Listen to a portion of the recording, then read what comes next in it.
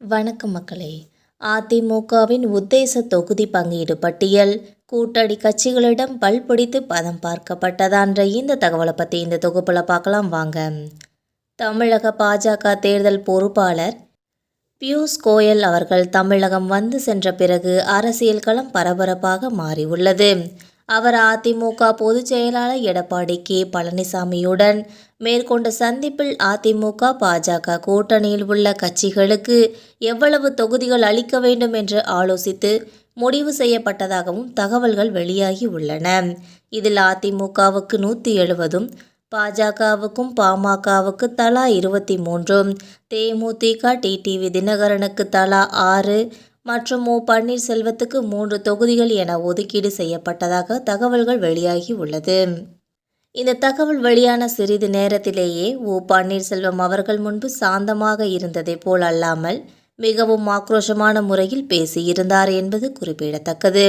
அதில் எடப்பாடி பெயரை சொல்லவே அருவருப்பாக உள்ளது என்ற வார்த்தைகளையும் குறிப்பிட்டிருந்தார்.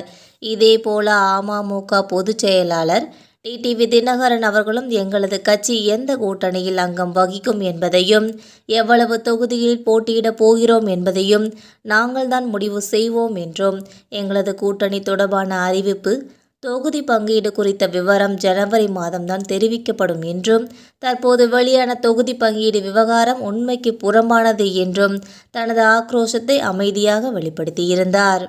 இதேபோல தேமுதிக பொதுச் செயலாளர் பிரேமலதா விஜயகாந்த் அவர்களும் ஒருபடி மேலே சென்று தொகுதி ஒதுக்கீடு குறித்து அறிவித்த கட்சி விரைவில் அழிந்து போகும் என்று நேரடியாகவே சாபம் விட்டிருந்தார்.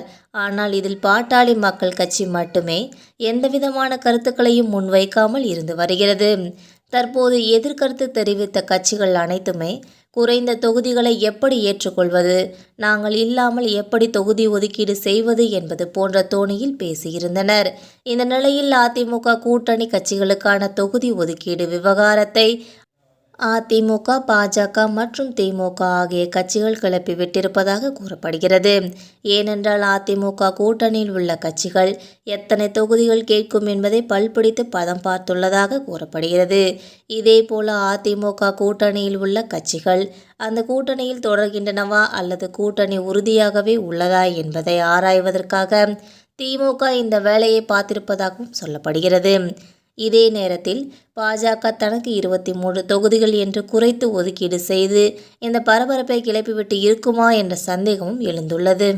எது எப்படியோ அதிமுக கூட்டணியில் உள்ள கட்சிகள் குறைந்த தொகுதி ஒதுக்கீடு செய்தால் அதனை ஏற்றுக்கொள்ளும் நிலையில் இல்லாததும் கூடுதல் தொகுதிகள் கேட்கும் மனநிலையில் இருப்பதும் தெளிவாகி உள்ளது. இதனால் தேர்தல் நெருங்கும் நேரத்தில் அதிமுக கூட்டணியில் தொகுதி பங்கீட்டில் நீண்ட இழுபறி ஏற்படும் என்றே தெரிகிறது. இந்த வீடியோ உங்களுக்கு பிடிச்சிருந்தா மறக்காமல் சப்ஸ்கிரைப் பண்ணி பெல் ஐகானை கிளிக் பண்ணி வச்சுக்கோங்க.